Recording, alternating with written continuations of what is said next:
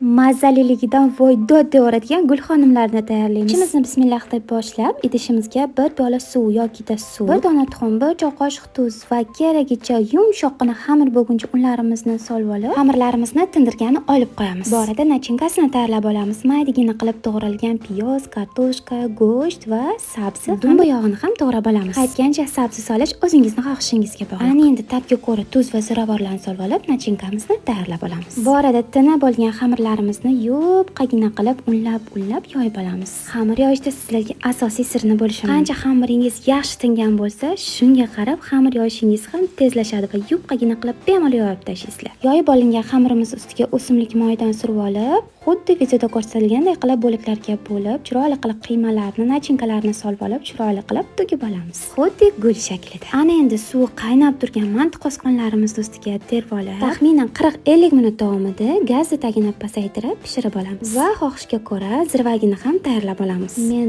piyoz, bolgarskiy, pomidor va chesnoklarni solib tayyorlab oldim. Gul xonimchalarimiz tayyor bo'lgach, ko'ra ustini sariyog'laymiz va qalampirlardan sepib qo'yamiz. Qarabsizki, juda ham sochni ishtahocharbop mazali taomimiz ham tayyor bo'ladi. O'zi ham duo oladigan retseptlardan biri bo'ldi. Hammangizga yoqimli ishtaha.